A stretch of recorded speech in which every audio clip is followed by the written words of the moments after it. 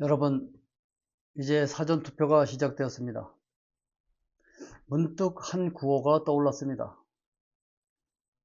2024년 4월 10일 총선, 그 이전 연초부터 온 거리를 뜨겁게 달궜던 네 글자, 지민비죠. 지역구는 민주당, 비례대표제는 조국혁신당. 이는 단순한 선거 전략이 아니었습니다. 정권 교체와 개혁을 열망하는 유권자들이 법의 한계를 뛰어넘기 위해 만들어낸 위대한 지혜였습니다. 그런데 지금 그 약속은 어디로 갔는지, 피를 나눈 형제 정당이라던 조국혁신당이 지금은 왜 민주당 안에서 차갑게 외면을 받고 있는 것인지, 오늘 그 숨겨진 진실을 냉정하게 짚어보겠습니다. 당시 상황을 잠시 되짚어보지요. 당시 국회법, 정확히는 공직선거법은 준연동제 비례대표제를 채택하고 있었습니다. 참 어려운 이름이지만 알맹이는 쉽습니다. 지역구에서 당선자를 많이 내는 거대 정당은 비례대표 의석을 거의 가져가지 못하게 막아두는 법이었습니다. 여기서 당시 이재명 대표의 깊은 고뇌가 시작되었습니다. 원래 민주당은 위성정당을 만들지 않겠다고 국민에게 약속을 했었습니다.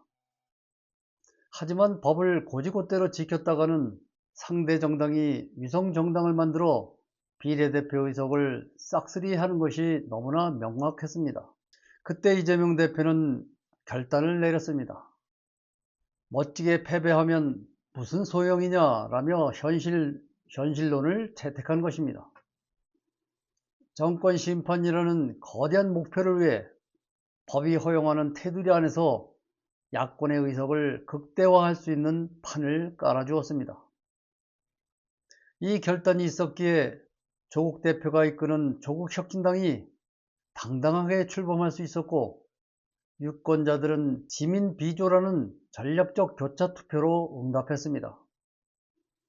결과는 우리가 아는 대로입니다. 조국혁신당은 12석이라는 엄청난 결과를 내며 민주당의 든든한 우당으로 우뚝 섰습니다. 여기까지 우리가 함께 걸어온 자랑스러운 역사입니다. 조국혁신당의 정체성은 무엇입니까? 많은 동지들이 한 목소리로 말합니다. 조국혁신당은 민주당과 뿌리가 같은 형제 정당이다.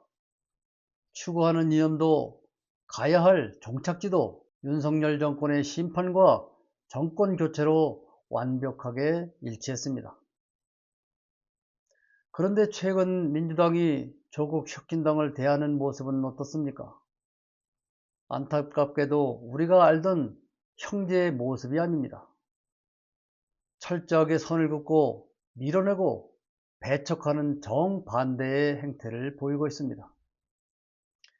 도대체 왜 이런 일이 벌어진 걸까? 얼마 전 정청래 민주당 대표는 정권 안정과 확실한 여대 야소 정국을 만들기 위해 조국혁신당과의 합당을 공식 제안했습니다. 이것은 이재명 대통령과 정청래 대표의 확고한 의중이 반영된 대통합의 카드였습니다. 흩어진 우군을 하나로 묶고 더 큰 힘을 발휘하자는 뜻이었지요. 하지만 이 제안은 당내 거대한 벽에 부딪혔습니다. 이른바 뉴 이재명 세력, 이재명 대통령 공소 취소 모임, 그 의원들이 조직적으로 반발하고 나선 것입니다. 이들은 정청래 대표의 합당 제안을 월권이라 비판하며 가로막았습니다. 그들이 내세운 명분은 절차적 정당성이었지만 그 속내를 들여다보면 철저한 당리당략과 밥그릇 싸움이 숨어 있습니다. 당장 다가오는 지방선거에서 조국혁신당 인물들에게 공천 지분을 나눠주기 싫다는 이기심이었습니다. 조국 대표와 12명의 의원이 당 안으로 들어오면 자신들이 쥐고 있는 당권과 주도권이 흔들릴까봐 두려웠던 것입니다. 자신들의 기득권을 지키기 위해 대의를 저버리고 형제를 밀어내는 이들의 명분은 결코 정당하지 않습니다. 이제 모두 6.3 재보궐선거의 최대 격전지 평택을로 향해 봅니다. 이번 평택을 국회의원 재선거는 단순히 한 석을 누가 차지하느냐의 싸움이 아닙니다. 여권 진영 전체가 의리를 지키느냐, 아니면 눈앞의 이익의 누님으로 동지를 버리느냐를 가름하는 중대한 시험대입니다. 이곳에 조국 대표가 직접 출마하며 배수의 진을 쳤습니다. 원내에 진입하여 묻어진 개혁의 칼날을 다시 벼리겠다는 단호한 의지입니다. 반면 민주당은 김영남 후보를 전략 공천했습니다. 하지만 김영남 후보는 소유한 농업법인을 통한 차명 대부업체 운영, 녹취록 폭로에 의한 형제지간의 불협 포함, 수많은 의혹으로 중대한 도덕적 의혹에 휩싸여 있습니다. 우리 민주당 당원들과 동지들조차 공천 취소를 주장하고 있는 현실, 여권 내부의 판세에 악영향을 주고 있다는 것이 냉혹한 현실입니다. 그러나 여러분, 저는 오늘 김영남 후보의 비리 유무만을 따지려는 것이 아닙니다. 설령 김영남 후보에게 아무런 흠집이 없다 하더라도 이번 평택을에서는 조국 후보를 선택하는 것이 맞습니다. 이것이 대의고 의리이기 때문입니다. 우리는 지난 총선 때 조국 혁신당이 몸을 던져 야권 전체의 파이를 키웠던 그 고마움과 부채감을 잊지 말아야 합니다. 지민 비조를 외치며 함께 승리를 맛보았던 동지라면 어려울 때 손을 잡아주는 것이 정치적 도의입니다.